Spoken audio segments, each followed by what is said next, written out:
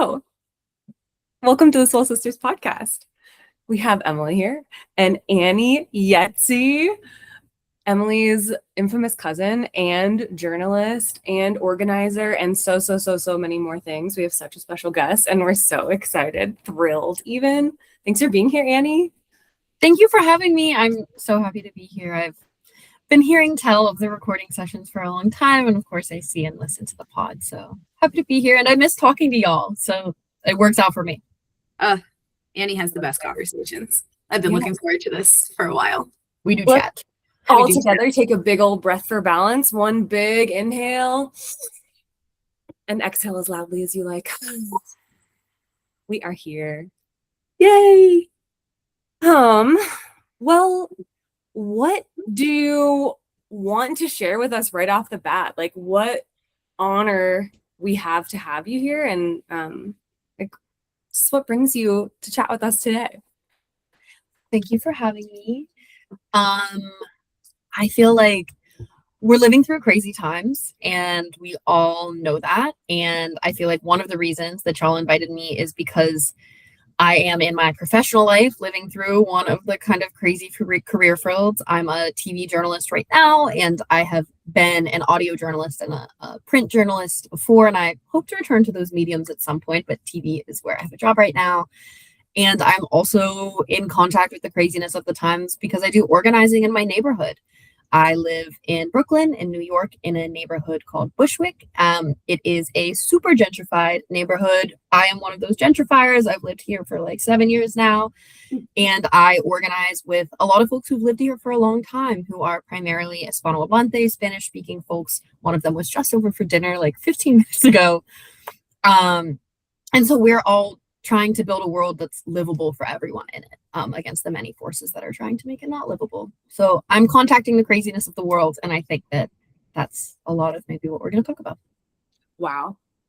You are clearly such a wonderful storyteller just by introducing yourself, and it would be such an interesting time to be so connected to your community and a journalist and just existing in the time that we exist in. Like, what initially brought you to journalism in the first place, and where do you find yourself in it now? Yeah, good question. I love to talk, and not just do I love to talk, but I really genuinely love to listen. Like, for me, talking is an avenue to listening and hearing about other people. And I'm a yapper. I won't try to lie about that. We are. We're all yappers. And so I grew up knowing that I really liked to read, and I liked to write, and I liked to talk. And that one, I didn't always understand the position that it had in the eventual career I would have. I remember like one of the only negative marks I got on a report card when I was younger was, I think it was in the second grade. I got like, they didn't do A, B, C, D. They had like O and N or something, whatever. I got a bad mark. And the thing that was for behavior, and my family was like, "What are you doing in class?" And it was like, "Annie talks too much." And then the next year I got the same mark, and it said, "Annie asked too many questions." So I think that pretty early on, but I didn't necessarily connect that to like wanting to be a journalist until it was time to figure out career-wise what I was going to do. Maybe when I was kind of in high school, and I was like, well, these are the things I'm good at and I like to do. How do I want to figure that out? And so I went to undergrad college at Barnard here in New York, and I studied English and poli-sci, and with the idea that I could like somehow combine those to do journalism. And while I was there, when I was 19, I started kind of going all around the city reporting for a magazine. It called itself a counterculture magazine. I'm not really sure if you can like self-name something counterculture. Nevertheless, I would go all around the city kind of covering like film festivals and different pop-up things and events that were happening. And that was kind of my entree into like what it felt like to show up somewhere and like have your job be, I want to experience this thing, and I want to ask all of you how you're experiencing it and why you did it like this and what you're doing here and why is this important. And I was like, great. And awesome. I did writing, and then I did audio, which kind of just turned into a huge love. And then I actually didn't even really want to work in TV. I had a lot of reservations, and I had never done video before. But that's where the jobs I could find were, and it's been really meaningful in a lot of ways and challenging. Yeah. I want to give you your flowers for just a second, Annie, because you told a beautiful story, but I would just like to give you your flowers in the sense of Annie went to Barnard, which is an Ivy League, right? And you left the part about NYU out. Also, then I went to grad school at NYU. She went to grad school at NYU, so she is not only just naturally incredibly intelligent, but she also has, the resume to show it. And I would also say that as someone who grew up with you, you are someone that loves to talk, but you are also someone that loves to listen, and you're really good at active listening, which is a hard skill for people to master, because often what we have is a conversation where you want the person to finish so that you can hurry up and make your point, and then we can swap stories and we can do this. And it's really hard to actually digest what the other person is saying. And so I just wanted to give you your flowers, because I think that's a talent of yours outside of journalism, just creating relationships with people, but also inside of your profession as well. Thank you so much. Yeah. Active listening, huge skill to develop. And yeah, I would say that one comes from my mom. Gotta say, shouts out Lori.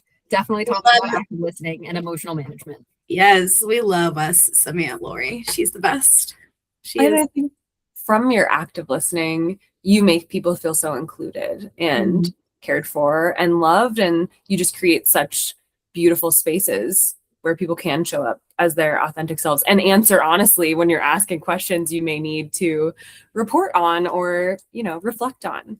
What is that like? I think that, sorry, there's all these birds flying outside. There's really valuable aside. There's a man nearby who keeps a pigeon coop on his roof. He's not supposed to be doing that. He's not supposed to be doing that, but he does it. And many people, we call them the Birdmen, me and my friends, and he calls them home at night, and then he'll like kind of fly around, like from Hey Arnold. Yeah, basically, and then they like all land on his roof, and then they live in the pigeon coop, and so that's why I was being distracted. Can you see the coop from your house, or do you see the birds fly over your window? See the birds. If you could see the coop from here, I would just take you right on my little balcony right here, and, show it to you. But no, you can't see the coop. You can just see the birds kind of like going home. Wow, which is awesome. But asking questions that make people feel seen and want to respond, either in a profession or in organizing or interpersonally, I think that for a really long time in my professional life, I'm someone who has been given every opportunity. Like I am a hard worker. There's no doubt about that. I study hard, all of these things. I bring merit, but I am like a white, thin, non-disabled woman who like had parents who really wanted me to get a good education and who supported anything I really wanted to put my mind to. And so when I was transitioning into my professional life, I had a hard time grappling with the fact that I'm so young, and we say green in journalism. I'm like green and I have all of these privileges.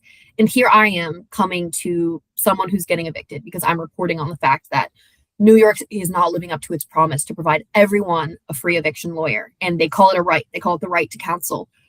But rights are things you can't violate. And so what does it mean that we're constantly violating it by not providing eviction lawyers? So I was like, 21, 22, reporting on this. And I'm going into people's homes. I'm going into the courthouse where people are being evicted. And I really struggled figuring out how to ask questions appropriately. I had a lot of like privilege, guilt, and shame around that. But what I learned as I created more relationships with people unlike myself, and as I moved through reporting more stories like this, is that people want to tell their stories. And it's important to keep these identities in mind and to constantly be grappling with our own privileges and paying attention to where they show up. But in terms of asking questions that make people feel seen, you just literally have to see them. You have to say, hey, I see that you're being evicted. How do you feel right now? And they'll tell you the whole story. Like I often don't need to ask follow up. People will tell you the story as it's happened to them. And then at the end, I can go back and say like, oh, like what was the timeline of this? Or did you not get a lawyer at this point? But I find in my profession that even the difficult stories, most people want to tell those stories, especially if they think that it could cause change for themselves or someone else. Yeah. Do you ever have it, Annie? Because you've worked on some really intentional and intense pieces. So how do seeing these stories and having to do research on these stories, how does that affect your mental health? It can be difficult. So I work at CBS Sunday Morning, which is a TV news broadcast. It's on Sunday mornings, and we call it kind of like the arts and culture sister of 60 Minutes. And that means we do arts, culture, news of the day, politics, and sometimes we have like a harder hitting investigation, or if there was a shooting the night before, it would be weird if you like watched this news program that didn't mention that at all. And I do myself tend towards more like service oriented stories and more investigation. So whenever they do come up on my show, I'm not really in a position to pitch them a lot because I am pretty green still, even at 27, but I do opt onto working on them. And so my stories, like today I had a story in the show this week. It was 3 minutes long. It was about a sound installation, right? Where there's like bowls floating in pools of water and there's jets and it pushes them around and they make this amazing kind of like chiming sound that fills up the room. So those are really easy and fun stories to work on. But they have their own complications also, because what does it mean when in the whole show we only include easy and fun stories, right? And I know that's why people come to us, but that's also, it feels difficult to provide people a big full plate of like, here's your happy day in America, when, you know, that doesn't always feel true. It feels a little bit like the circus is part of bread and circuses, that metaphor that the Romans would give people bread and circuses to keep them from rioting. Mm-hmm. So even when I'm not working on difficult stories, sometimes I really grapple with, well, what does it mean that we're not working on difficult stories?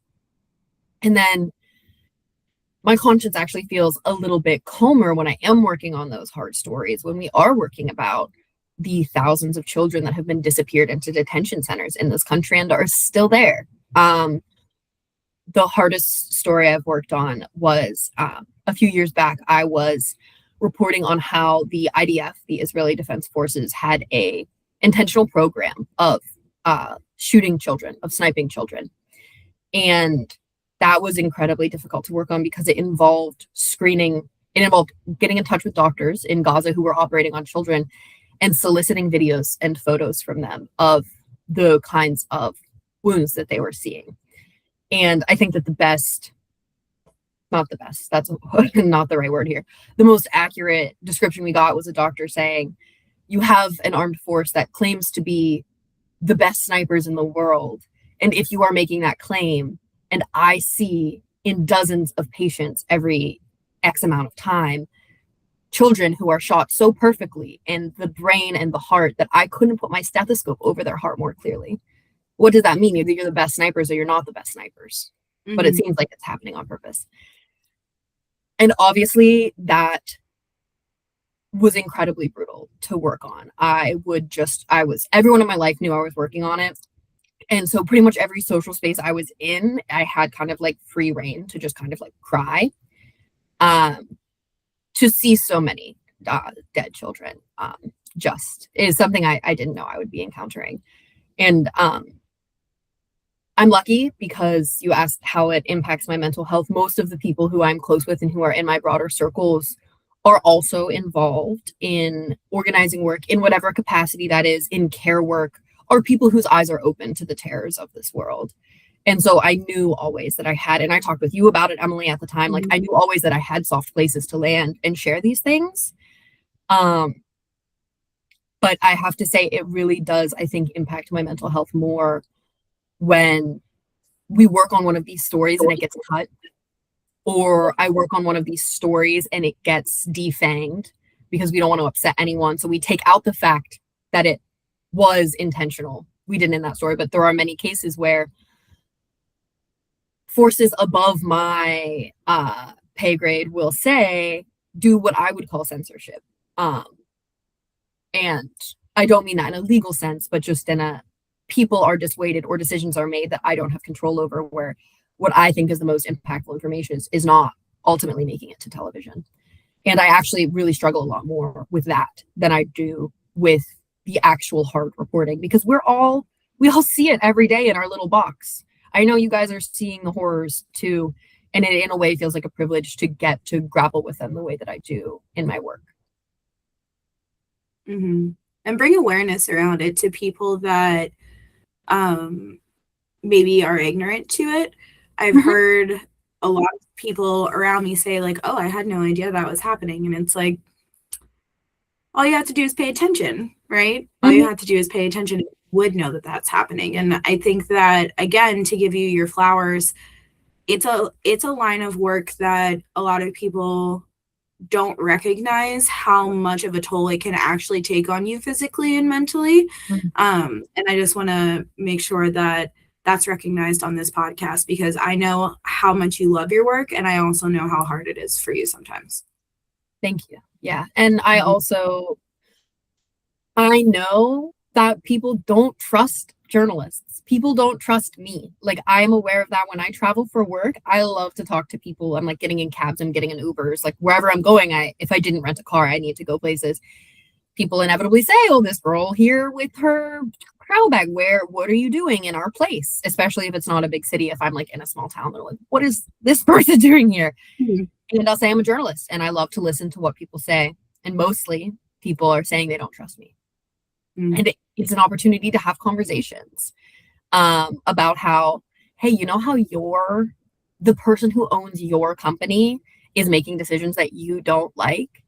Largely, it's not largely true that journalists are disagreeing with their bosses, right? But most of the things that people who distrust us cite about why they don't trust journalism, they're censorship, moneyed interests, and the moneyed interests only want to run what they want to run. The journalists are mad about those things too. Yeah. Talk about that. Like, all the regular guys like myself also want to bring you news that you can rely on and that informs you and that helps you live a thriving life, whatever that means to you. And so getting to have those conversations with people is also, it feels really fruitful for me to get to be like, not to like shunt the responsibility, because I certainly have responsibility here, but like the distrust that you have is largely a distrust of the moneyed class, frankly, which we all share across professions. And it's not like it acts differently in my profession. 100%. So how do you think, especially in this political climate, and because you have been working as a journalist and studying journalism for so many years, how do you think that journalism is kind of evolving, and also, I don't know what the opposite of evolving is, maybe deteriorating a little bit? Yeah. What's your perspective there? I think we now have more access to people than ever, is one way that it's evolving. I wouldn't have been able to do the work that I just talked about, the program of sniping children, because I would never have been in touch with those people. Like, the technological connectivity that we have is a blessing and a curse in many ways, but when it comes to getting information out, it is largely a blessing. In terms of just like stories that never would have been heard, I get to talk to those people. I unfortunately do have, like many journalists, I think, more to say about the dissolution, because it feels like something we're all fighting so hard against. So one thing is the fragmentation of the media sphere, right? Like, when all three of our parents were growing up, ABC, NBC, CBS, that's what was on. You're watching one of those networks and you're all watching the nightly news. Yep. That meant that everyone had a shared understanding of reality. That's not true anymore. Everyone's feed, including mine, by the way, I'm not somehow above this. Like, everyone's feed is completely bespoke to what you want to believe. And if you want to be challenged, some of that will come in too, but it's completely an attention economy. I'm not saying anything new. The more time you spend looking at something, the more that your feed, your personalized network of news basically is going to feed that thing to you. And that does not bode well for the truth, whatever that truth might be. And as many qualms as I might have with positioning any one thing as true, right? So the fragmentation of the media sphere is a big one. The disappearance of local papers is another big one. Since the early 2000s, 50% of the local papers in this country have closed. There are 50% fewer local papers. And that means that, like, the corruption in the local church, in the local government, the house that burned down that released asbestos, those things aren't getting covered. And so, like, it's well and good to know what's happening at a national level. I work on a national show. But I actually think that it's much more important for people to know what's happening locally, because that is what shapes your day. If I-95 is backed up, you're not going to go that way to work. And then you might not be late to your shift for the third time, where you might get fired, right? It's much more important to know what's happening locally. And that is disappearing. The reason it's disappearing is because conglomerates have bought up these massive media outlets and poured tons of money into them to make them succeed in this attention economy. So the models that we used to have for funding local newspapers and local outlets, like advertising, have dried up because of a combination of social media and these big conglomerates that own most of the media outlets. And that doesn't mean good news isn't coming out of them. We just talked about the good news that I make at one of them. But it is still worthwhile to point out that that is why it's the same reason why everything is turning into conglomerates, right? It's the same reason why there aren't local grocery stores anymore. It's because they're being bought up into conglomerates. So that's like the other big thing I would say. And then the third thing I would say, and I'm glad that you brought up the fact that I went to grad school, because I have a lot of thoughts about that as relates to journalism. I'm very privileged to have done that. I got a lot out of it. And the foundation of journalism in this country came out of, in many ways, like union reporting. It came out of people in specific professions sharing information with each other, either through or backed by unions. Unions would create newspapers to inform people on what was happening in the mine, right? And the profession of journalism has become professionalized away from the people who we report for. I went to grad school. That is one of the ways that journalism has become professionalized. This isn't a profession you need a graduate education for. It is not. It is not. And some of the best journalists I know didn't go to grad school and didn't go to college. It has everything to do with talking to people and how you communicate information. And I think that one of the large reasons that journalism is really mistrusted is because we are seen as supporting an agenda of the elites. We are seen as completely separate from, like, your everyday people. And, like, we could parse out if an elite is a dog whistle, because sometimes elite is a dog whistle. In this scenario, I just mean, again, the moneyed classes. And I think that the perception, and in many cases reality, that journalists are aligned with the elites and not with the people, has been a huge like degradation to this profession. I want to go back just for a second, if you don't mind, because something that you said rang a little bell in my ear, but I also think it connects very well to everything that you're saying and is all encompassing. You are a very large part of your community, and you are an organizer for your community, right? And you're talking about these local papers, excuse me, that are being shut down and so on and so forth. And it makes me think about voting in our country and how so many people have given up, and so many people say, like, oh, my vote doesn't matter. And, you know, whatever your opinion is, that's up to you. On a large scale, again, on a national level, I could understand why people feel that way. But on a community level, your vote does matter, right? And I think that the way that you're speaking about journalism speaks beautifully to that, because if you want to see a change, you have to be actively engaged in your community, no? Yeah, that's a really good question. And I vote in every election that comes up.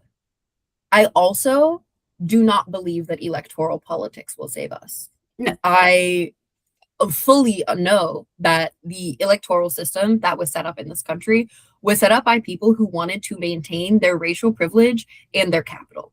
And it has played out exactly that way. And I live in Zohran Mamdani's New York now. Amen. They froze the rent. That guy froze the rent. He froze the rent.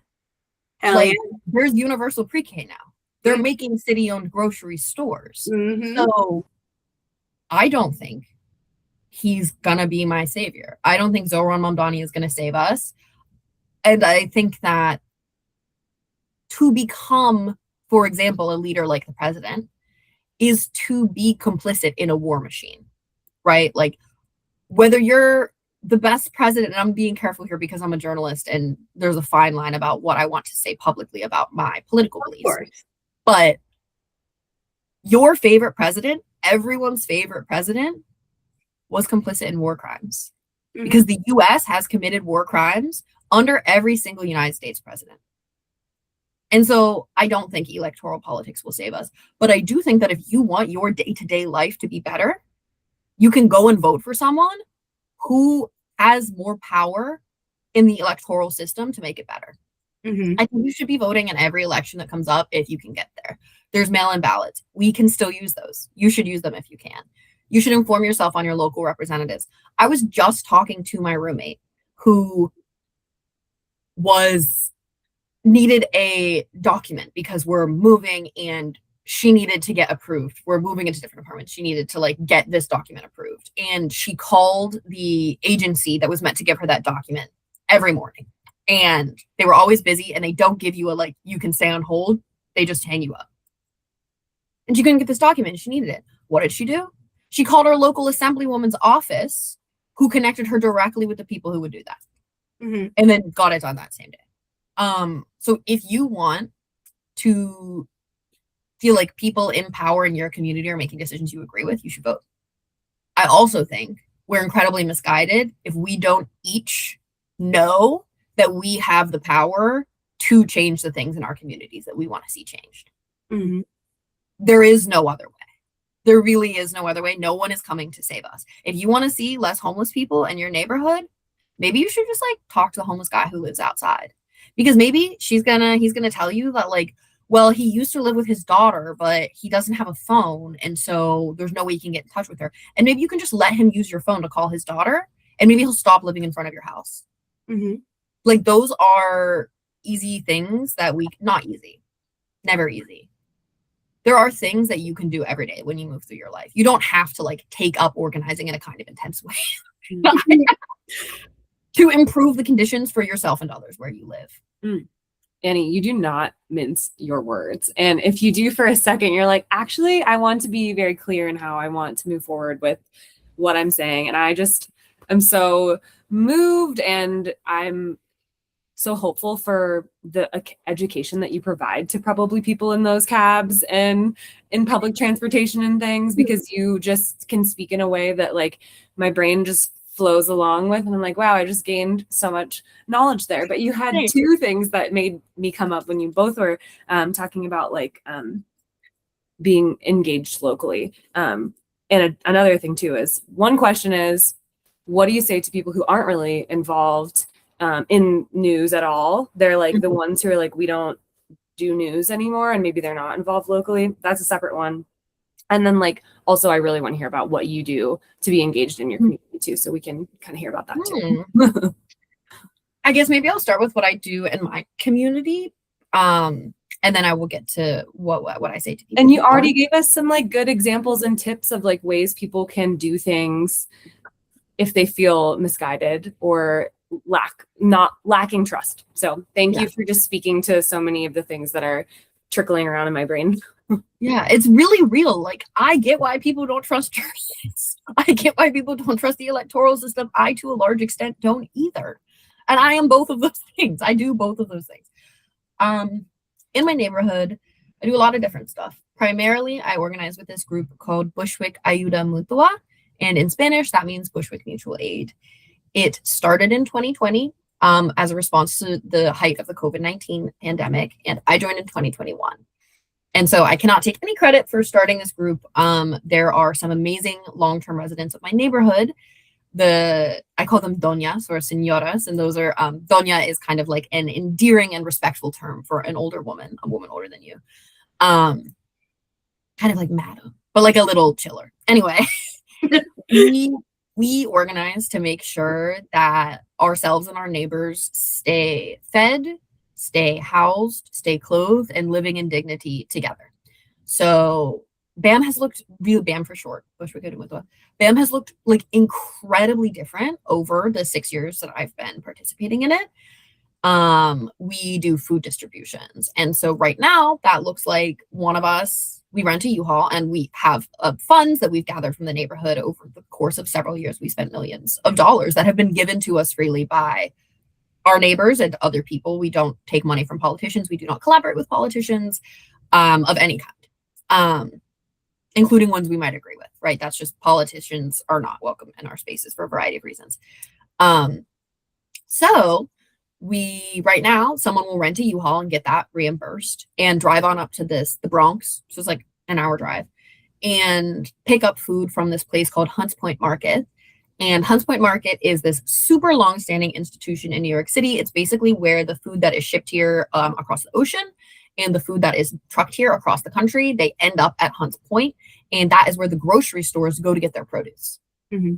And there's this nonprofit based there, they're pretty new, called Sharing Excess. And they do exactly that. They basically coordinated, because the vendors who are selling the food, and by vendor, these are like multinational corporations, right? The vendors who are selling the food always have extra, and they actually have to pay to dispose of it, because it is like so carbon, like you can't just dump it necessarily in a local landfill, which is often what happens.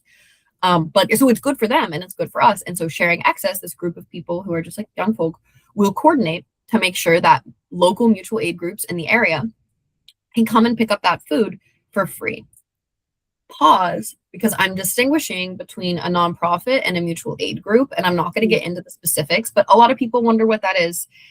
And a mutual aid group, for me, we say, like, you know, we talk about volunteering, and a lot of the stuff looks the same that we do as volunteering at a nonprofit, but we do not have our own 501c3 status. Mm-hmm.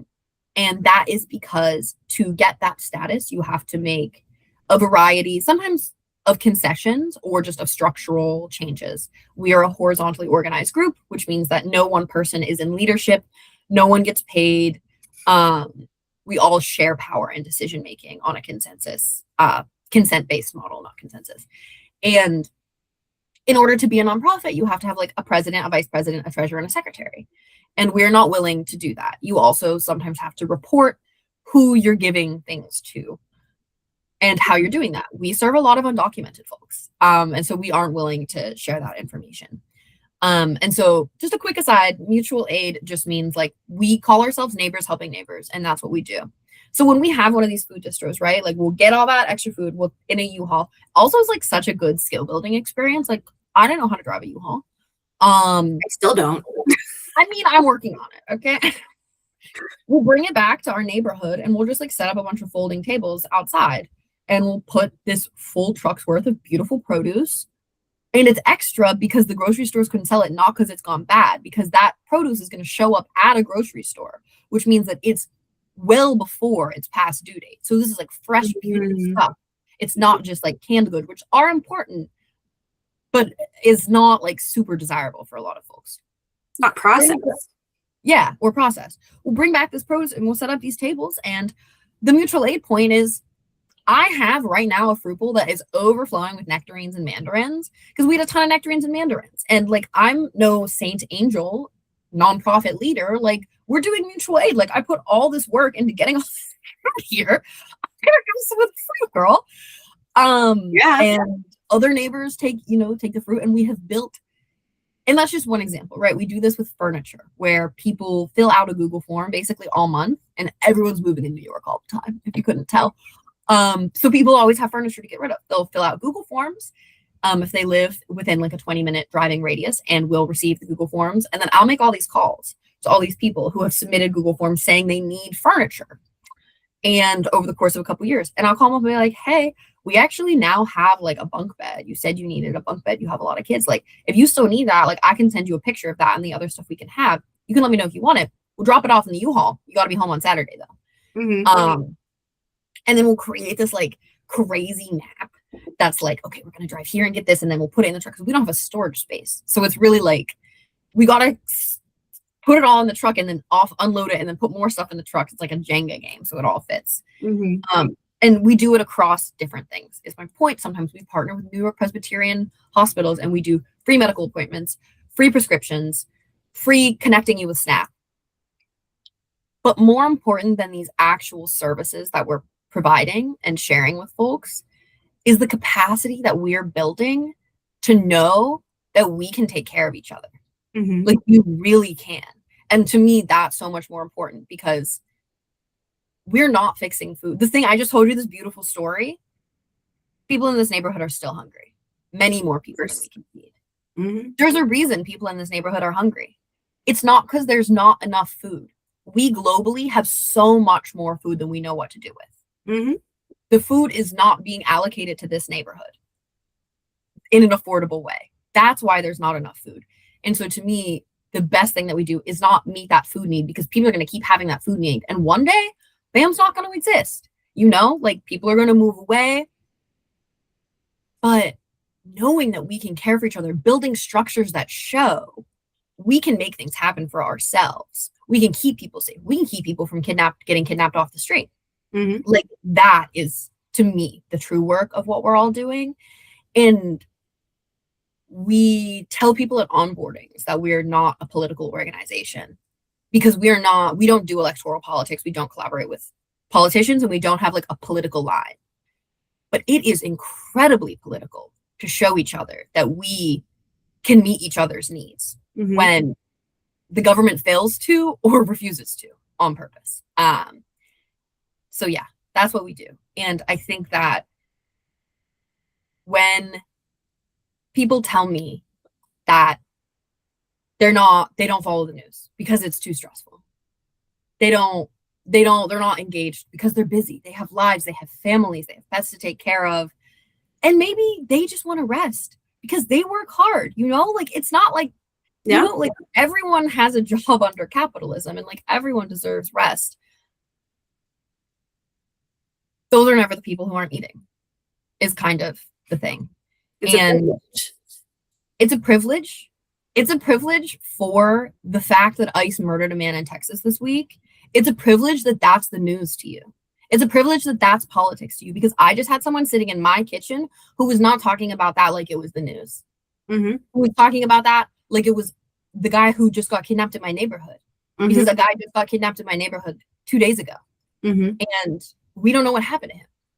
And so what I say to people who are not engaged is, like, you get to choose not to be engaged. One day you won't get to choose that. We are hurtling towards climate catastrophe. I'm an incredibly hopeful person. Like, I think that is hopefully evident. I believe we have literally unlimited capacities for care as people. I take great solace in knowing that, like, one day the mycelium will inherit this earth and undo everything that people did. I'm a hopeful person. I know we can care for each other. My whole world is built on caring and loving for people. But we are hurtling towards a man-made climate catastrophe, and we have not taken the steps to address it. The middle class in this country will not be able to eat. There will be a time when the fires come to your house, when the fires come to your neighborhood, and I sure hope that you have relationships strong enough and beliefs strong enough and care for each other strong enough to take care for each other. Because the people who already have to do it are building those systems now, and then you're going to want them later, and we'll share them with you, but, like, you're going to have to figure out how to do it because we're going to be busy doing it. So I'm not in the business of forcing everyone to get engaged, forcing people, because you have to come to wanting to be engaged. Like, you can lead a horse to water, but you can't make him drink and all that. And, like, it's true. Like, there are so many reasons that people aren't, like, getting actively engaged. Our conditions, the conditions that man created, are going to force everyone to have to get engaged in one way or another. Amen. If they want to have, like, a livable life, frankly. Well, and it's already happening in quote unquote mainstream media, right? Like, you see people all the time talking about the data centers that are being built and their water being poisoned. And it's like, that's just the tip of the iceberg. Like, there's so much more coming down that mountain, and people choose to be ignorant to it because ignorance is bliss, right? That's why we say that. It's so much easier to say, it's not affecting me, so I'm not going to care. When in essence, if you continue to neglect it, it's going to directly impact you. And on this point, I will say there are people who have already survived this. The work that I do and the Yes. work that we need to be doing is built on the work that Indigenous and Black people in this country and around the world have been doing Yes. since the dawn of time. Like, you're mad that there's an AI center in your neighborhood that's poisoning your water? We literally did that to this whole continent. Yes. Like a long time ago, and a lot of people got genocided and are still being genocided, but there are also people who survived it by doing exactly this, creating networks of community care. Like, my point is, you don't have to reinvent the wheel. We did not reinvent the wheel. Like, of course, everything needs to be local and adapted to what works for your community, but like, the basis of this stuff is how Indigenous people build their societies.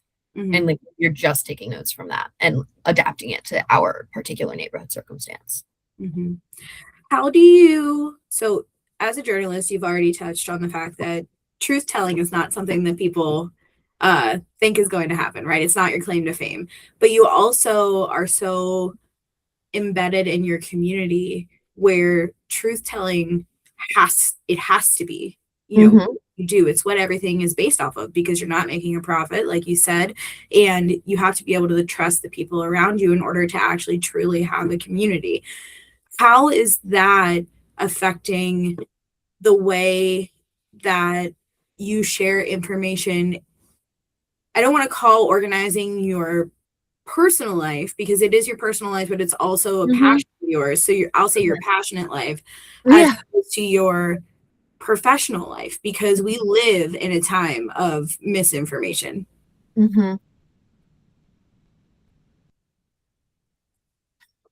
I think that it's important to understand the difference between facts and truths. Facts are not disputable things. Facts are the sky is blue, right? There is no, like, he assaulted that woman. That's a fact. How we feel about, I call them sometimes like ecstatic truths. Like, the truth of how I experience something might really be very different than the truth of how you experience something. And I find that it's not so important to make those, when you're talking about an ecstatic truth, it doesn't actually matter if your facts align.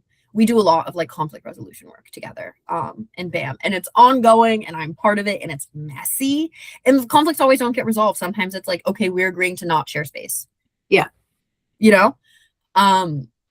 And in those kind of scenarios, when you're like sitting together and you're trying to be like, right, so people got really hurt, how are we going to move through this together? Because what we don't want is someone to get isolated from community such that they can't access resources, right? That's a prison. That's jail. That's what jail is.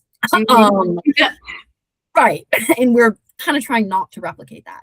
So it's actually not so important that we both agree on exactly what happened in this fight, right? Because that's often what comes up in community spaces, right? Like, to care for one another is to have the capability of hurting one another, right? And so when you're moving through something like that, it's, to me, so much more important to be attentive to the relationships, to moving with care, to maybe letting some of those facts, how can we, it's really hard. Like, I'm not, like, as I said, I'm not an angel. Like, sometimes my feelings are hurt, and I'm like, how could you think that this is what happened when clearly this is what happened?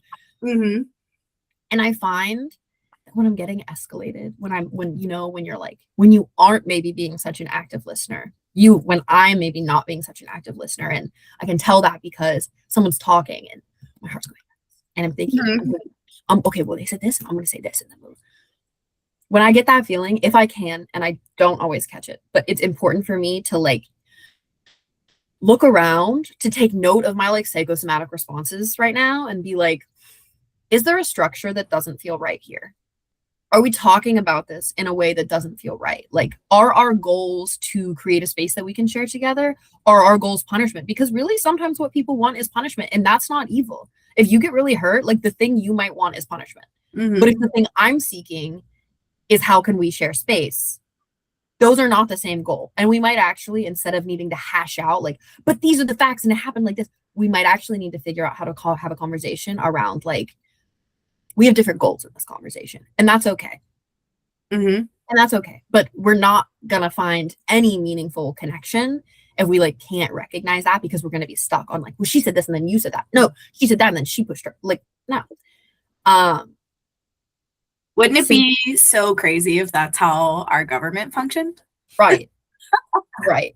Wouldn't it be so crazy? Because it's just, you're either this or you're that, and you have to hate the other one because the other one's wrong, or the other one is closed-minded, or this or that. And it's like, actually, all of it is corrupt. But yeah. And I find so much that like even people who I really disagree with politically, or who I find that I'm polarized with, we're mostly mad about the same stuff. Yeah. We're mostly mad about the same stuff. Like maybe you think so-and-so, maybe we're both mad that there's not enough jobs. And you think that so-and-so is the reason you don't have your job. This group of people took your job. I think so-and-so, this group of people created the conditions such that none of us have jobs, right? Like we can have those different opinions on why the fact, we can have those different personal truths about the fact. But ultimately, we're both mad about the fact. And both of those understandings are created by propaganda. Propaganda is not an inherently negative term. That's one thing I want to drop. Propaganda is a means of education. The left has a propaganda problem. The left is not as good at propaganda as the right. And I think that's why we see such a prevalence of this group of people took my job, rather than this group of people created the conditions to take my job. What a good Mic point. drop. Mic drop. Yeah. Absolute mic drop. If I may pivot for just a second, Annie, because you're so good at speaking to, well, you're so good at speaking to everything, but you're really good at speaking to communities, and you're part of a community that professionally Alyssa services as well, one that I'm very passionate about, and that's the LGBTQ plus. They say all the letters. Sometimes I forget. Okay. Community. And so I'm wondering, like, how does your identity within that community also influence not just your passionate life, but your personal life and your professional life? Because that adds another layer of duplicity to what you're talking about, I think. Certainly. I'll start with how I identify. I identify as queer, and to me that means lesbian plus politicized identity. And that means that I am pretty disinvested from heteronormative shapes of life. Which means that when I think about my future, I'm thinking in terms not so much of like me and my wife or me and my partner, because queer also includes non-binary people. It like I am attracted to trans men, trans women, like it's a pretty broad umbrella, my queerness. But it means that I'm thinking long-term about my community and how we're all going to be okay. I'm thinking about how we're going to like collectively steward our resources and care for our children and tend to this world that we live in. And so my queerness shapes everything. My queerness is a really foundational aspect of who I am. And that's not because of the people who I date or the people who I'm attracted to. It's because we prioritize the collective. And so there's that. I am a really palatable kind of queer. I am a conventionally attractive femme lesbian, right? Truth. So like I'm generally, when I'm spit on the street, it's not because I'm queer. It's because I'm a woman and some man wanted to show me he could do that. Right. When I'm getting disrespected in the workplace, it's not because I'm queer. It's because I'm right. I'm right sometimes. Because I'm correct. And that's scary, and where it's hard to talk about. It's, sometimes it's because I'm a woman, sometimes it's because I'm young, sometimes it's because I am vocally against the phrase I guess I'm deciding to use in this podcast is like moneyed interests. And I'm kind of constantly like, it's funny because at work we have this running joke. I get along well with my colleagues. Like pretty much everyone who works at Sunday Morning is a wonderful person, and I'm so grateful for that. That's not true in many, many, many professions. Like the people who I work with, want me to be well, and they want to teach me things. Wait, where was I going? I felt important. You were important. It's okay. So we were talking about how, oh my God, I'm the woke mind virus. Yes, there you go. At work, there's this kind of like running joke between myself and a bunch of colleagues that like I'm the woke mind virus because I'm kind of like constantly talking about being queer. I'm kind of constantly pushing back on like various pieces. I'm constantly being like, well, did you think of this underprivileged group, or why did you say it like that when like this would be more inclusive, or like why did you choose this photo when like really this is a more accurate one? A lot of that's attached to my queerness. It is a way of dissolving the self into broader community for me.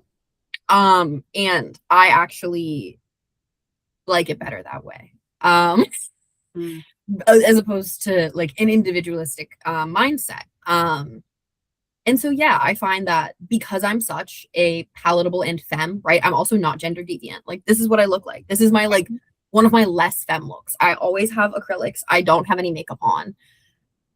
I read as pretty white girl to most people. And so I find that unless I'm with my friends or unless I'm with a partner who is gender deviant or who, and by the way, if I'm like on a date with like another girl's girl, we're also not catching any flack for that. Like that's a very socially acceptable way to be. Either people think we're friends, they think we're sisters, or they're like, ooh, pretty girls kissing. Like never. So weird. So weird. So I would say that like I actually haven't really faced any roadblocks. And if anything, I'm a like super palatable box that people can check instead of having on the Black trans woman, right? It's so much easier. We have a queer person who's part of our team. It's her and it's me. And it's like, well, yeah, I don't threaten anything about the way that you view the world. So yeah, that's what I would say is I am now in community with so many more people who are on the front lines. And I date, sometimes when I'm out with people who I love, like I was dating a non-binary masked person for a very long time who I have a lot of love for. And sometimes they catch shit on the street. And I actually am like a stabilizing force in that because people understand where to place me in the schema of like, this is what the world looks like. But I am in community with so many people in a way that I wouldn't have been who aren't treated that way. Yeah. How does that translate to your work, Alyssa? Because you are also part of this community and deal with people who identify in so many different ways. And I'm just wondering your experience in terms of like how it's projected onto the public from the eyes of your clients. Well, the way Annie described queerness really landed for me, and feels really empowering. I think as someone who kind of just like identifies as that and has a, cis white man partner, I sometimes feel like that little bit of imposter syndrome where it's like, same thing, like I check an easy box. And I think sometimes I feel some shame and guilt for that. And then when I'm in the queer community and when I'm, working with people, I never feel I want what's best for them. And they aren't like, well, what do you know about my experience? Because I'm not trying to live their experience. I'm just trying to hear what it's like maybe a journalist in some capacity. And I just want them to know that I genuinely just care. And whoever they decide to be or feel like they're not or whatever it is that they're dealing with, I think that just like having a person there that truly wants to just try to help in whatever ways that they can. And I think Annie just takes it to such an incredible next level of like advocacy, support, organizing, reporting on things too, illuminating some of the things that are going on in the LGBTQ community and everywhere else that needs to have light shined on them. So I don't really know what you even asked, but that just was so powerful for me. And it really, I think that's how I kind of operate when I'm just engaging with people. Absolutely. But- So, Annie, in all of your spaces, what does visibility mean to you right now? Okay, so while Alyssa was talking, I got inspired and I was wondering if I could share just a brief passage from one of my favorite books. Oh, yeah. What is It's it? about queerness. Okay, this is going to be like a warning that like this book is titled a slur. It's meant to be a reclamation of the slur. I'm in communities where people really accept that I use this slur because it has been said to me, and that to me is generally kind of like, can you say it? Is like if people call you that. So the book is called The Faggots and Their Friends Between Revolutions. And I'm sure I've talked with you both about this. I'm sure maybe you have both read this. But I think to me, this is a pretty good encapsulation of what I was talking about, this like politicized gayness as queerness. It's this long, so it's going to be like a minute, but it's nothing crazy. So it's called the faggot version, and it's history. And it also is clearly such a nod to Indigenous people. More than a nod. It's about Indigenous people. All of the men could be the faggots or their friends. They once were. There still exists a faint memory of the past when the faggots and their friends were free. I'm going to cry. This makes me cry every time I read it, so I am going to cry, but it's important to I love your passion. The memory lives in the faggot's bones. The memory appears at night when the bones are quietest. In the darkness, the faggots remember that once they lived in harmony with each other and their world. They adored the women who loved women, and the women who loved women adored the faggots. Suddenly and strangely, some of the faggots began to show a dis-ease. First, they cut down the trees, which protected the other faggots from the wind and the rain. Then they burned the earth, which fed the other faggots. Then they killed the young animals and ate them themselves. Then they began to enslave the women, all of the women. As the dis-ease advanced, they stopped touching the other faggots, and at that moment, they became the men. They attacked the unsuspecting women who loved women. Bloodshed and devastation entered the bones of the faggots and began to drive the memory of harmony away. The women who loved women and the faggots were the only ones who knew the cure for the men's dis-ease. But the men did not want to be cured. Their crimes against the others became more numerous and more demonic. More of the faggots became men, and so more became implicated in self-loathing, a disease of otherness.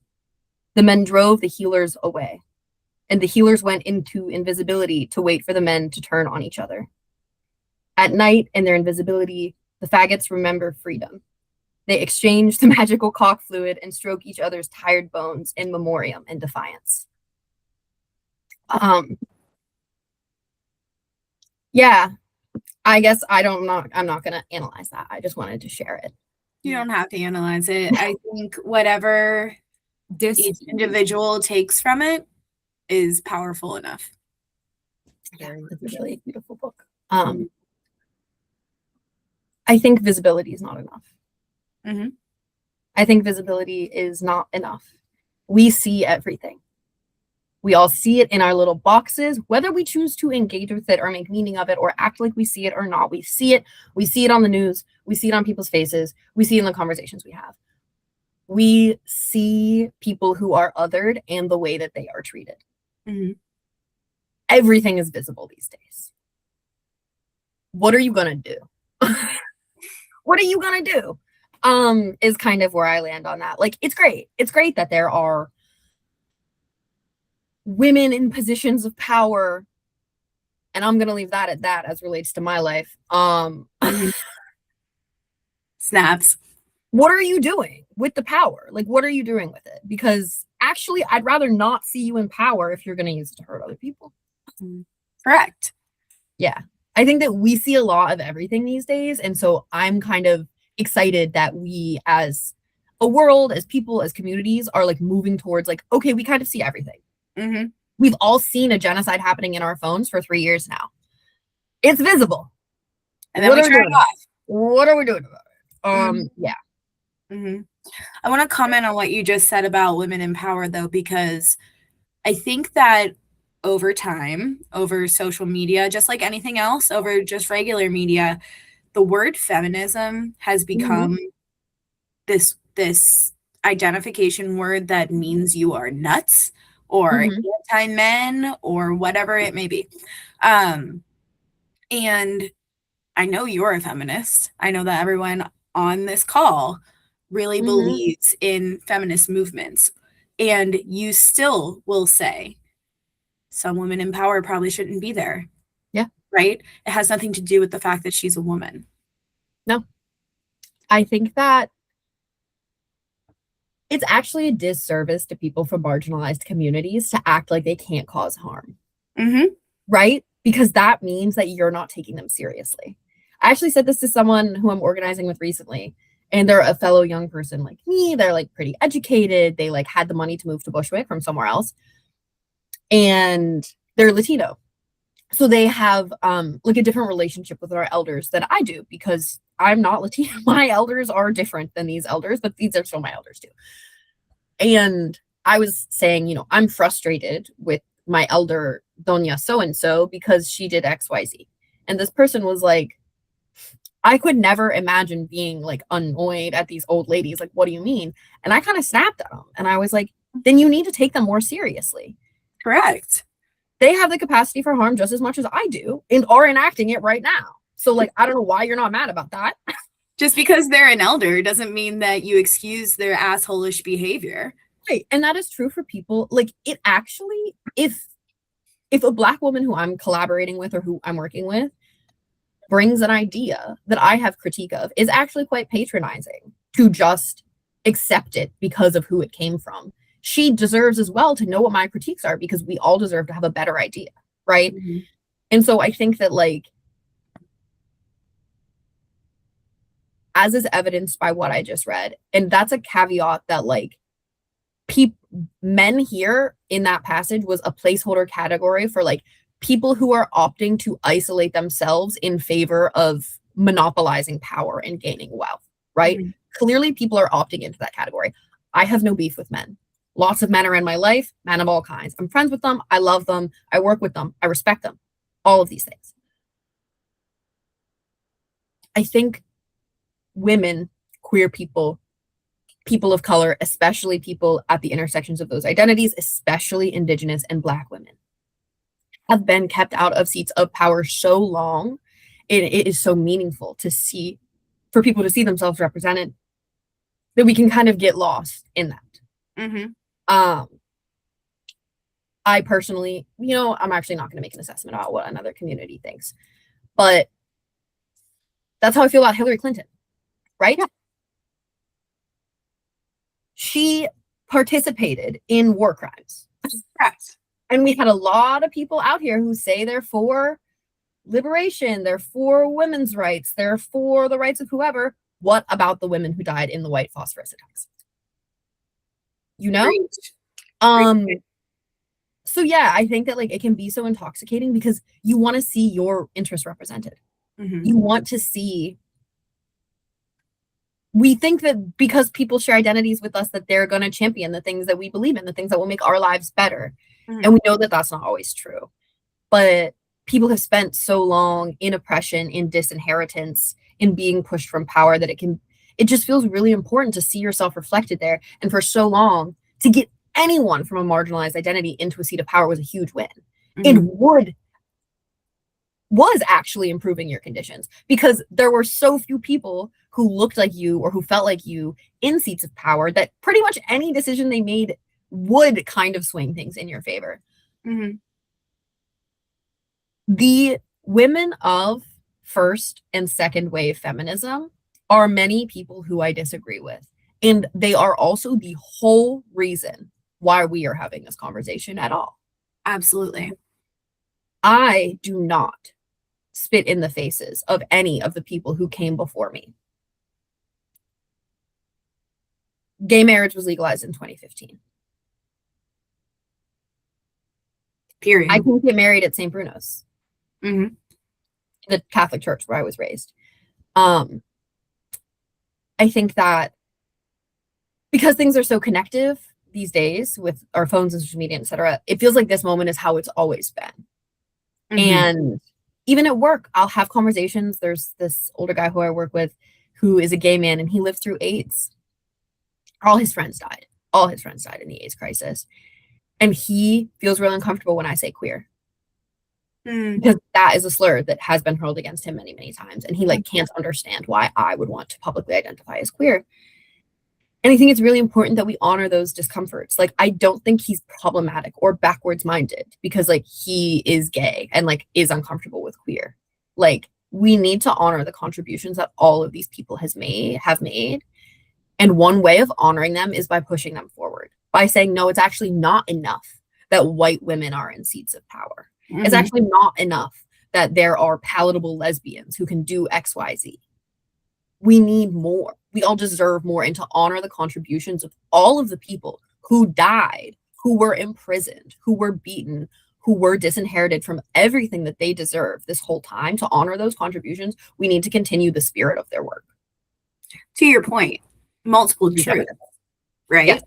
Everyone lives their own truth, and there is a difference between truth and fact. Mm-hmm.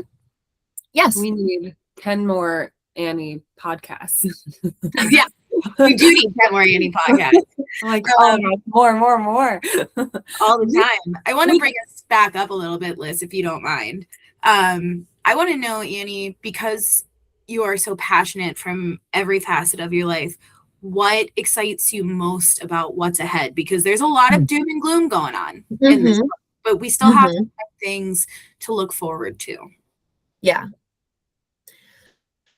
I think to bring myself back down to earth a little bit, like, I'm personally in a like exciting and also challenging and hard period of my life. Like, I am like seeking maybe different ways to work in journalism. I'm casually like dating, I guess. Never done that before. Like, I'm going camping with my friends. Hell yeah. I'm going to a music festival later this summer. I love going to the beach, and I'm reading books that make me feel things, and I'm writing stuff again for fun, like not journalism stuff. I'm writing like speculative fiction, and I feel really excited when I like have a whole 2 hours. It's 10 p.m. I can't really sleep before midnight. That's my bag. I know that's not your truth, Emily. That's okay. I feel like genuinely excited about what's ahead when I have like 2 whole hours before bed, and I can like be like, I'm just gonna sit here and see what comes out of my hands typing on this speculative fiction story. That's exciting to me. I made something out of clay for the first time. That was so fun. It's a small rat incense holder, and she's awesome. Amazing. Right. So like, I'm not always, I guess I'm just kind of like trying to break the I think the like perception that I might have built thus far on the podcast of being like, I'm always thinking these big thoughts. I'm like, what are societies, communities? No, like, I'm excited about shit in my life. I don't think it's the perception you build. I think it's the point of why we brought you on, right? We wanted you to talk about these things. We deliberately were asking you questions around these things because you are so educated and passionate about what you're talking about.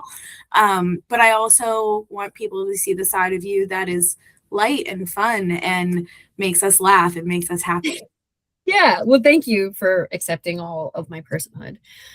And I think so many things, and you do so much. And I think that anyone who is listening has gathered like your depth and all of the different ways that you show you care. And with all of that being said, all of the different spaces and faces and whatever you find yourself in, like, in addition to all those things you're excited about and looking forward to, like, how do you just take care of yourself? Like, how do you like taking care of yourself? What are your tools that you like to use? Just tell us some about that. Yeah. I think that on a societal level, something I'm excited about is the world building we get to do. Like, a lot of scary things are going to happen and are happening. We're living through a collapse of some kind. Us in the imperial core here in the United States, we're not feeling its impacts, I think, as heavily as many of the people in the global South are. Again, as I said, it will come here. It will be bad, and it will be scary, and it is beginning. And we get to build the world that we're inheriting. That is our job, and we get to make it look how we want. It doesn't have to look this way. And we're proving, not just us, and many other people around the world in different groups are proving it doesn't have to look this way. Not only are they enacting it the way that we are, there are people writing books and people making films and people sitting together and thinking about how we can do this, how we can have a society that holds people accountable without putting them in prison for 20 years. Like, there are people who have actual solutions to that.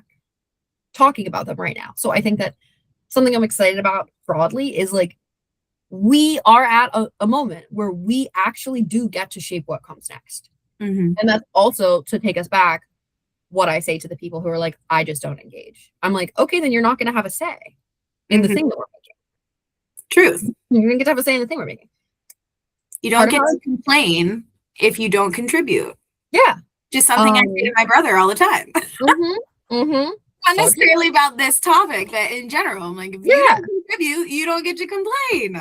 Yeah. Or you can complain, but like, we already built the thing. We're like, you know? So I'm excited societally about the fact that like we actually are, I think, uniquely in history at a moment where like we do get a say in what comes next. Everything we do every day is us putting our cents in the bucket of what we think should happen. So like the way we're behaving now is how we are shaping that world. And based on the people I surround myself with, I feel hopeful about that. And excited. Taking care of myself. Tell us your ways. You are not the first person who's asked me this. My therapist asks me this constantly. Kind of all the time. The people in my life, my wonderful roommate, the people who I love are kind of always being like, how are you taking care of yourself? I love to cook. And I cook for myself often and well. And kind of every day when I show up to work, everyone's like, you made that? I make myself beautiful meals, and I make people I love beautiful meals, and I'm always sharing them. But like, one way that I take care of myself is like I don't make a lot of money, right? Despite working in TV news, I don't know what people's perception of that is. I make not a lot of money, not much. So I have a couple, especially living in New York. Like, we're not living lavish here, but we are living happily and fulfilledly. So I have a few little treats. Once a month I get my nails done. This is them right now. Ooh. Yeah, they're Giving Mermaid. I never put any kind of it's such a gift that I don't put a cap on the groceries that I purchase, like financially. So pretty much a cup every week, I would say at the beginning or the end of the week, I'll like make a grocery list and I'll pick a bunch of recipes that I want to make, and I'll go and I'll get everything that I need. And I am moving into an apartment with like 3 other people, so I am actually gonna have to like rethink how I'm doing that, just like fridge space wise. But I will figure it out. And I really cook myself like really beautiful meals really often. And while I do that, I've started doing this thing for the past like several months, 6 months maybe, where I've implemented a mandatory talking out loud time. Talking out loud to myself. This happened because I realized that I didn't have an inner monologue. Isn't that like, for someone who like, I'm pretty thoughtful, I'm like pretty engaged, there's not like the voice that you hear, like there's not a replica of that in my head going that tells me stuff. That's crazy. As someone with OCD, that's all I have. I don't have one. And I realized one day that I was lacking. It's not like I knew that always, because you know, those kinds of things about how your brain functions aren't things that you like knew. I like one day realized it, and it was devastating to me. I was like, oh, I'm not a full person. So obviously not true, but like that's how I felt. Right. So in my cooking time, because I already know that that's time that I'm caring for myself, or maybe when I'm like stretch in the mornings, I got back problems, stretch in the mornings, to take my showers, mandatory 10 minutes a day. We're talking out loud. I don't always meet my goals, but the combos I have are crazy fruitful. Like, you wouldn't imagine that. And that's awesome. Amazing. I started calling myself, like, some of the people who I love very much call me baby. None of these are romantic partners. They're just like really dear friends call me baby. And I started like, there's a mirror I can see sometimes myself in when I'm cooking, and I'll like call myself and I'll be like, how's it going today, baby? Like, how are we? And sometimes that makes me cry, and then I just stand there and I talk to myself and I cry for my 10 minutes, you know, and like that is what it is. And so those are some of the ways that I've been caring for myself. I want to ask 2 questions as we kind of wrap up, because you've shared so many beautiful things with us today. The first being, where can people find your work? Because I want them to be able to find your work. If they're near your community, how can they help join? I don't want to say it incorrectly, but help join the community that you're building. And then also, what does living as your most authentic self look like to you? I love these questions. Okay, so you can find my work on my website, annieiezzi.com, ANNIEIEZZI.com. And you can see the work that's on CBS Sunday Morning on CBS on Sundays from 9 a.m. to 10:30 a.m. But I always post it on my website too. And the stuff on my website is actually like more accurate to what I've worked on. I often don't get credit for the things that I work on that run on Sunday morning. But when I put them on my website, that is one way that I can indicate, hey, like I actually really worked a lot on this. So you can find my stuff there, including the stuff I did before Sunmo. I'm under a non-compete. So while I wish I could be doing other stuff while I'm also at Sunmo, I cannot. But I've done print reporting. I worked on a long form investigative podcast that won an Edward R. Murrow. I did reporting on the local queer beach and the arson of a local queer bar that I go to that got arsoned. Like, it's crazy. That was crazy. So anyway, yeah, you can find my stuff on my website or on TV occasionally. If you are also someone who lives in Brooklyn and you live in the Bushwick Ridgewood area or can commit to getting here easily with regularity, you can Google Bushwick Ayuda Mutua or Bushwick Mutual Aid. BAM is going to be the first thing that comes up. BAM is also the name of a performing arts space here. It's not that one. It's not that one. They're great. Love them. That's not us. BAM is Bushwick Ayuda Mutua. You can Google it. You can also, if you Google Brooklyn Mutual Aid, we're the first result because someone put us on Reddit. That being said, I urge everyone, including the people who are in New York, to figure out how to do this stuff in your neighborhood. Like, because we're not a nonprofit. Like, there is no legal stuff. Like, we have a fiscal sponsor because which lets us be taxed like a nonprofit because we collect money. You don't even need to do all that. Like, you really don't even need to do all that if you have. And here's the thing: is like, we all work so hard for our money, and we all work so tirelessly in this system. It feels really hard to part with that. And like, I'm not suggesting that you should start giving away crazy money. But if once every other week, if you wouldn't notice $50 missing from your bank account once every other week, and by that I mean it's not materially shaping, if you are not going to not eat because of that $50, you can share that money. What you can do with that money is you can go to the store and you can buy ingredients that are enough to feed, frankly, 75 people. Like, you could make a chili for 75 people with $50. You want to hang out with your friends? There's not enough third spaces where you live, or you have to pay to go to third spaces to hang out with each other? No, man. Have your friends over.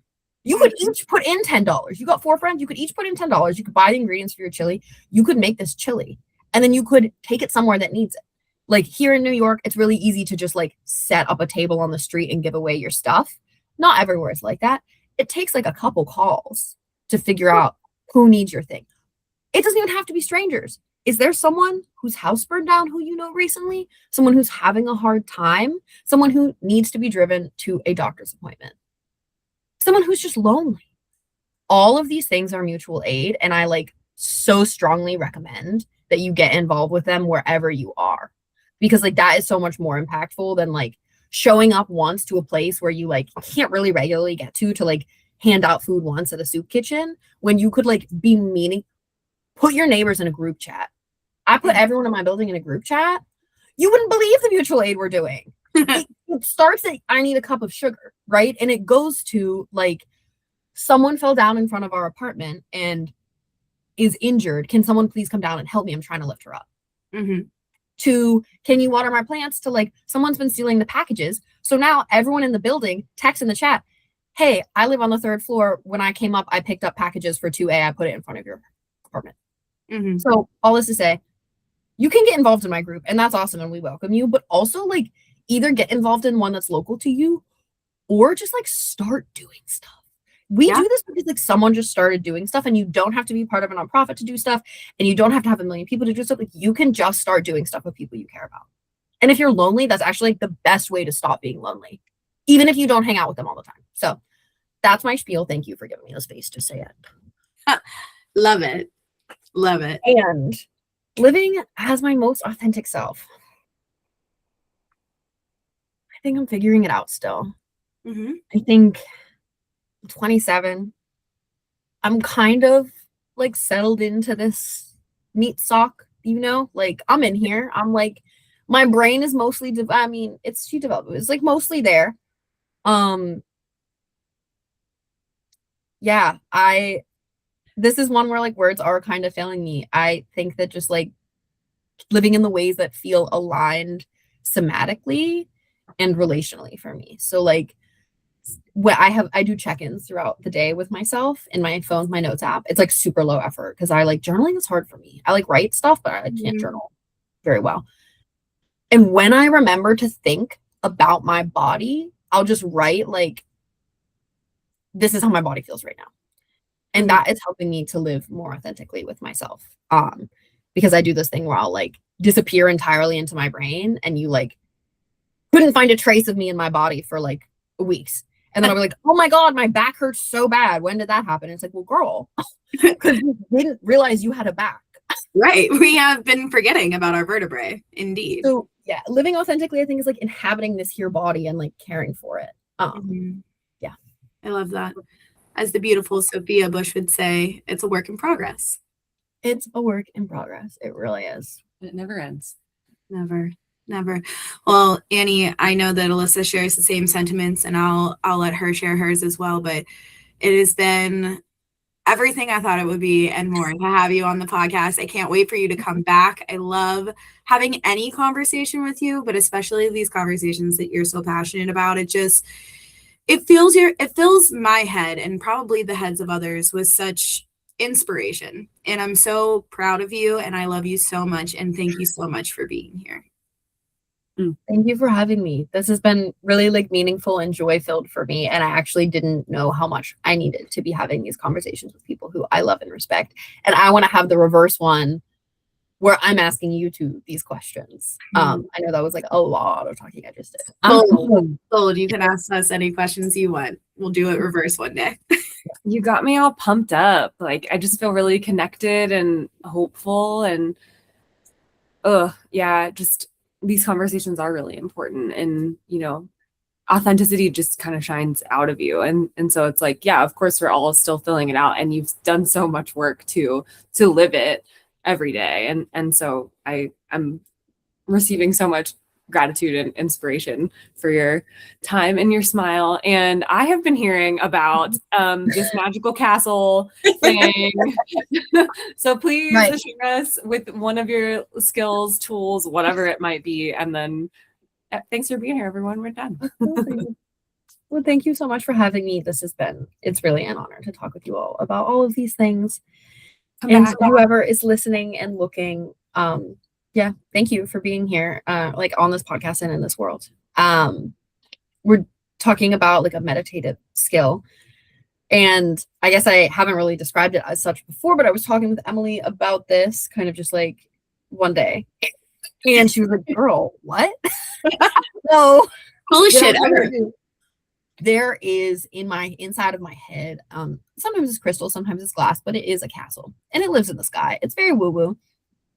And it's a place that I go to, and I didn't even realize that it was something that I was always doing. It was, again, one of these things, like, it's hard to name the structures and patterns in our brain. So I didn't even know that this was the thing I was doing really until I started doing more work around like healing and using like meditative and presence tools to figure that out. And then I was like, oh, I think I've been doing this thing actually for like a long time. So I can't pinpoint when it started, but this castle in my head. And I go there.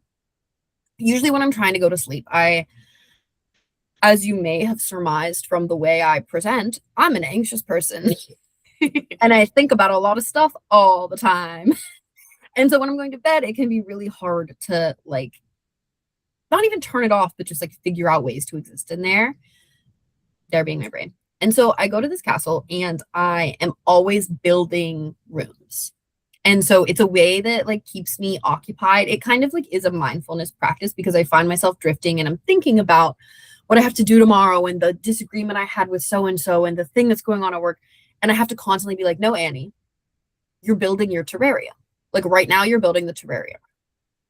And so there are many rooms, and I can give like 2 examples of what it looks like for me to like engage with them. One of the rooms is kind of like it's actually more of like a very, very long hallway. And the hallway is made, it's in the sky, it's on the clouds, and it's part of the castle. And it's made with, it's all French doors. It's all like glass French doors. Some of them slide, some of them open like this. And there's these, and a lot of times they're open, and there's these like billowing white curtains on all of them. And they're always open, and they're kind of like blowing out.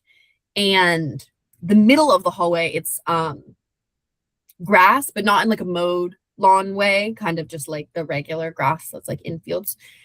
And it's kind of worn down mostly, it like tamps down because I walk in there a lot. And kind of studded throughout the pathway are these different kind of fountains that I have spent years building. Like part of what makes it effective is that I am not just in this place, but I'm actively, it doesn't mean that I'm like working on it, right, in my head. Sometimes I am, depending on what it is, but it means that I'll think about like, what should be in this place? Like, what do I want to be in here? What is this room doing for me? And what do I want to find in it? And do I want the water to be drinkable from the fountains? Maybe it's coming out of the spout at the top, and it's hitting all of these little metal pieces, and it's making all these plinking sounds, because something we want is to have good sounds in this room. And sometimes I haven't been in there for a while, and the fountains, some of them are made of crystal too, and they're dusty, and so I like need to clean them off. And I imagine very vividly like the way the light comes in and all this stuff. And so that's one of the rooms, and that's really good for just like when I feel like what I need to be doing is going. Mm-hmm. I can walk through there, and then sometimes I get to the end, and it's not always the same. It's been in many iterations, and like it serves me as I need it to serve me. So sometimes what I need to be doing is building, is imagining, is like, okay, what comes next then? Where does it go to? And sometimes what I need to be doing is like hearing the fountain plink off the little metal things. Another room, which is where I'll end, is I call it my terrarium. And the terrarium is much higher up in the castle. That one obviously is on the ground.